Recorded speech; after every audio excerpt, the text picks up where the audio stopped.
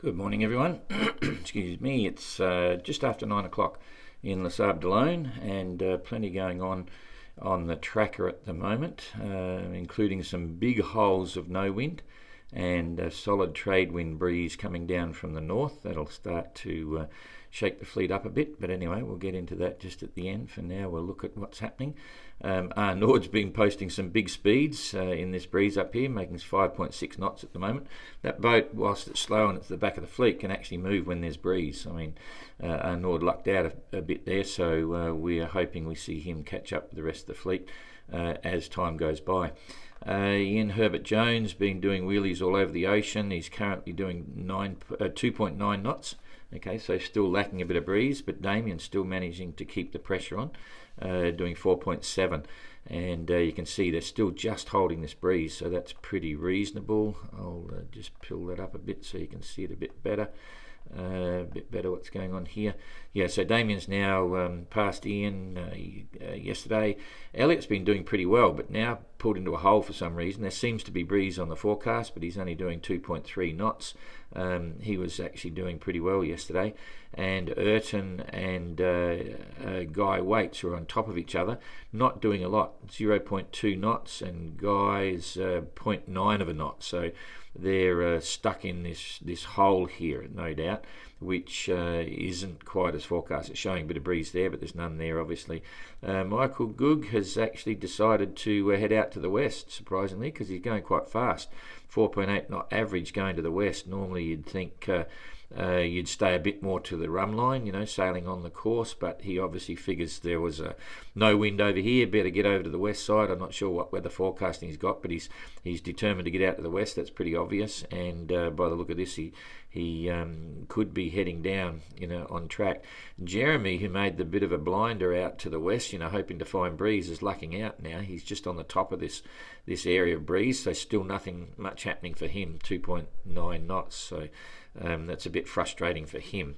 Nonetheless, it could always be worse. He might be parked, but anyway, some interesting things going on here with this low pressure system. Abelish has picked up the breeze, so doing 4 knots, and that's pretty good in relation to where the centre of this is. He's making a bit of southing, but at the same time keeping the speed up. And I think you'll, depending on what happens to this low, see him and Kirsten and Pat make some miles. Kirsten doing 4.3, Pat's still got the highest. He's making 4.8, and they're all under the influence of this low. So we'll play with that in a minute and watch what happens over the next 2 or 3 days. And I think there's going to be some really interesting things going on. Okay, so Tapio, pretty much as you see it, only a light, gentle northeasterly he's got, and he's making 3 knots. He's pulled a bit of time out on Simon, who's doing 2.2, but you can see Simon's course is a little erratic as well, so he hasn't had a lot of breeze during the night, obviously, and let's wait and see what happens. But it all comes down to the weather now, and if we come back on this, just so you can see the big picture. In fact, I'll go right back and do it a couple of times.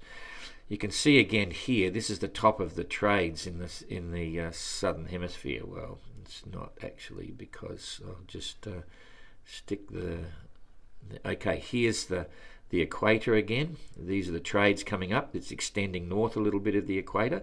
So the variables all through here have actually been squashed a little bit, but nonetheless there's this band that's going to affect the fleet. This is the doldrums that's going to really create frustrations for any sailor going through it, and we're about to see that. So that's real-time weather today. Now you know where they are. I'll come up one more so you can see what's going to happen here. I'm just going to focus on this area because that's where the doldrums are, and you'll see there's a squash up effect, and the guys behind are going to get a big boost. So if we push this through 24 hours, generally light winds for the leaders here, but it'll keep them moving over the next 24 hours, so they'll make slow progress coming down. Here, that low pressure system hasn't moved, it's just opening up and losing its force. It's not actually a tight low, it's just opening up, creating an airflow, which is going to is going to be slow for Pat because he might just get the other side. Certainly Kirsten might run into some light winds here as it's going through, but I think all three generally of this group are going to keep coming down. Behind the fleet, there's plenty of breeze at the back to keep them moving. It's not a lot, but at least they'll still be moving. So then if we go forward another day, so we take to the 29th, that's a bit far, boom, boom. And you can see again here, the tail enders have got plenty of breeze. This is where you're going to see a catch up. So all of this group here, anyone that's behind, they're going to ride that down and catch up to the leaders that have got the lighter winds as they're pushing through the doldrums. However, if this is true to form, there's enough breeze there to keep Tapio and Simon going, and maybe some challenges here for these three, Kirsten, Avalish and Pat. So these guys may be okay. We go through another day, and depending on how far west they go, there's breeze over here, but these guys, the three again here in this mid group, they might be more challenged than the leaders. So it's still a bit of a lottery. It's very hard to predict, and in fact, if we go back to a bigger format, it's very clear that while all these challenges are happening, everyone behind, Ayrton and Jeremy, Elliot, particularly Damon, they're going to get a push. They're going to ride through that and squeeze up a little bit on the leaders for sure. And if we keep going, just to see what's going to happen with the doldrums, it starts to open up again. This is the nightmare for everyone, try to get through this lot. So that's on the 1st, so that's still 4 days away, but we go through to the 2nd. And it's gone. Now this is where the drag race starts, because remember the equator's right down here, and these trades have come up. So around about the 2nd, in fact the 1st, you'll see the leaders will be hooked onto the trades. The other group, anything can happen. This is like a bit of a lottery now over that period of time to determine who's going to be where and what's going on. You can see it's already demanding. This is back to real-time weather today, and if we look at the big picture, I'll just roll it through again. That's in 1 day's time. The light winds have moved down. There's still light at the back of the fleet on the next day, 29th. You can see the back end has got some breeze. The front end, that's pretty nice for these guys.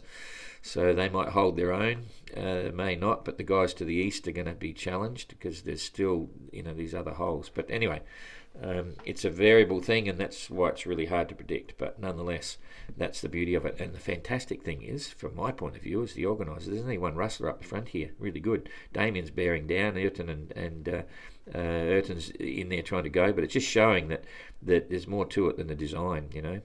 It's going to be quite fun watching all these different design boats head on down for the drag race once they get into these trades the other side of the equator. So watch this